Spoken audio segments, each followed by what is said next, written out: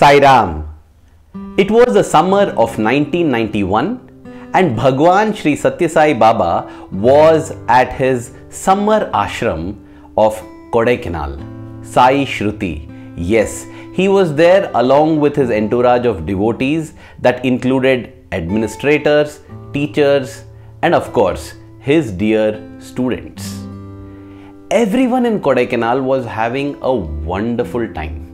You know, ever since these Kodai visits began in 1986, they had become an annual affair, and every year it would be a great joy for the students to accompany Swami.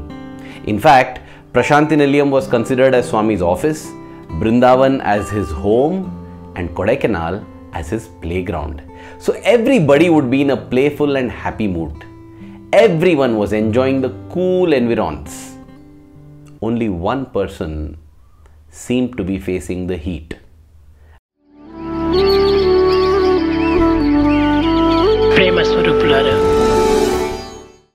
Only one person seemed to be facing the heat, and that was Colonel Joga Rao. For those of you who know who Colonel Joga Rao is, you will know for sure that when he is facing the heat, there is something seriously amiss.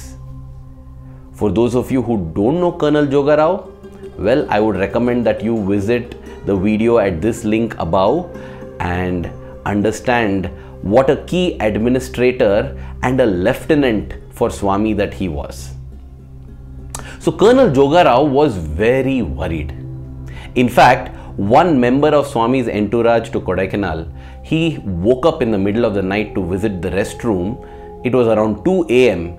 and when he was walking past, he saw Colonel Joga Rao was sitting on his bed with his head buried into his palms. He was deeply worried. He was clutching his head as if he had a severe headache. So the person said, "Sir, it appears as if you have a very bad headache. Can I help you in some way?" Colonel Joga Rao looked up at him and said, "I indeed have a severe splitting headache, but this is a headache that cannot be cured." Why? Because I am very worried about the super specialty hospital. We neither have the funds nor the time to build it. And even by chance, by stroke of luck, by some miracle, if it gets built, how are we going to run it after that in a sustainable manner? This super specialty hospital that Colonel Joga Rao was referring to was a stunning announcement that Swami had made a few months before.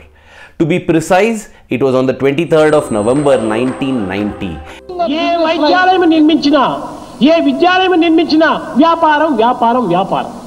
కానీ ఉచితంగా బీదలను చూచి కరుణించేటువంటి వ్యక్తి కనిపించటం లేదు.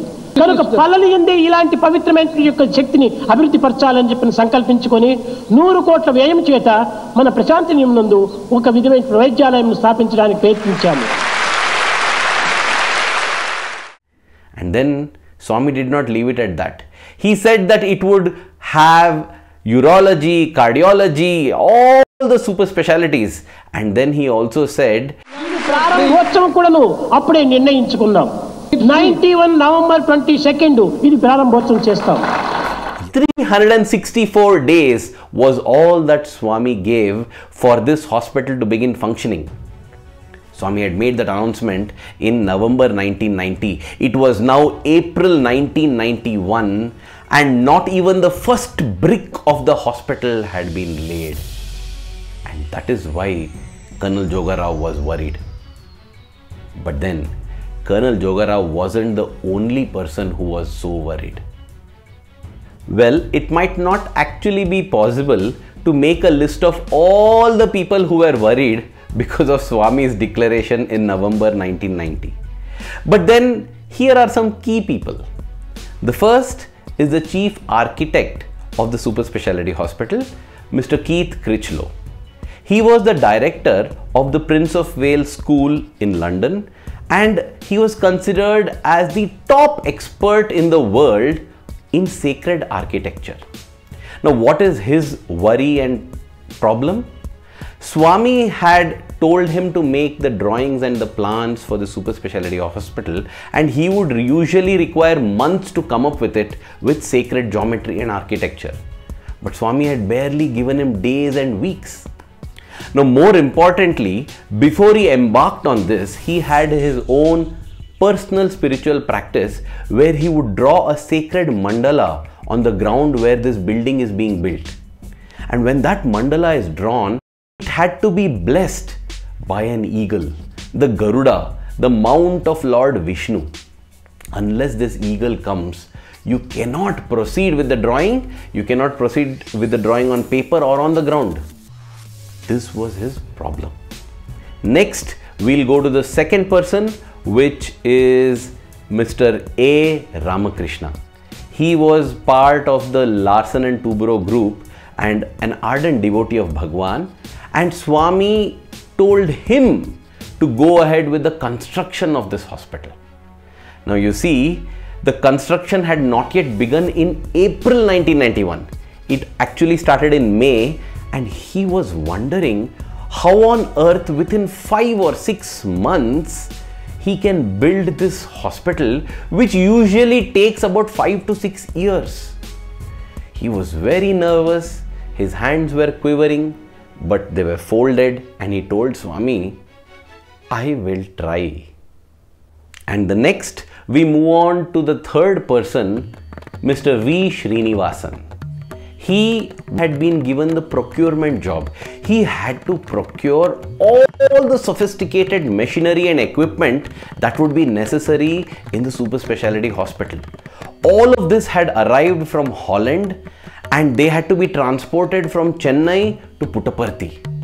Now, this equipment was so expensive and sophisticated that their insurance from Chennai, that is Madras, to Puttaparthi, just the insurance was about 15 lakhs.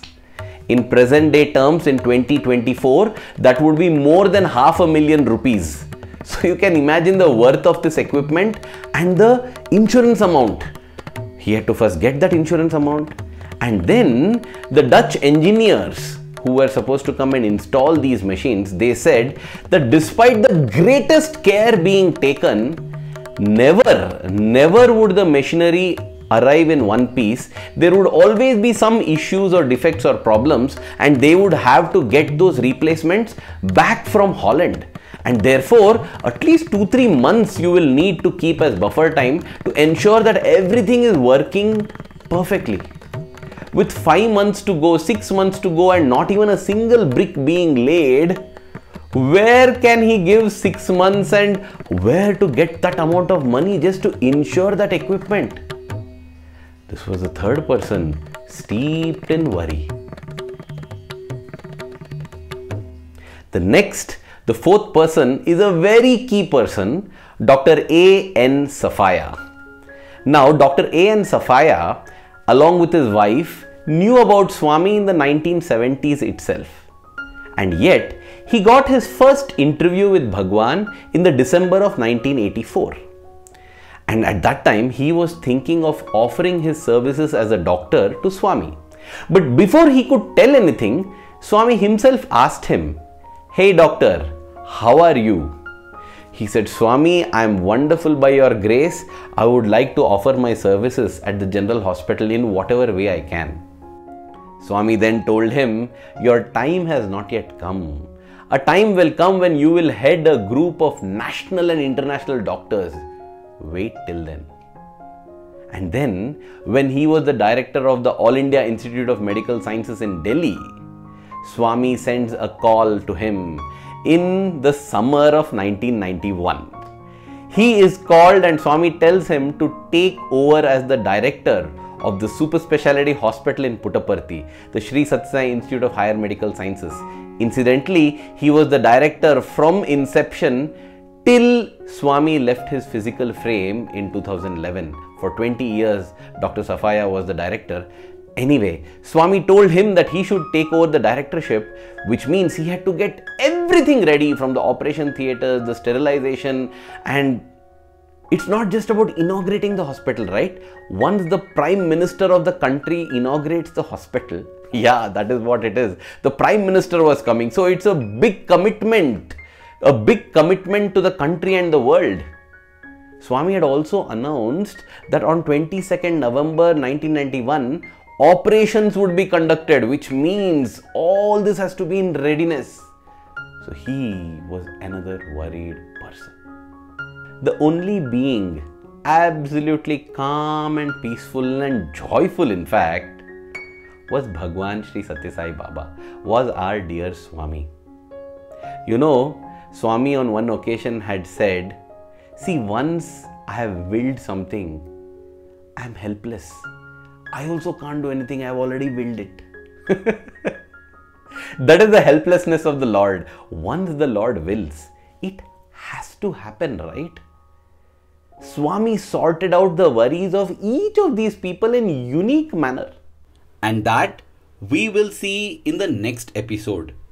But now it will suffice to know that whenever God gives us a task to accomplish, He will definitely give us all the resources and strength needed to achieve that. Thank you. Jai Sai Ram.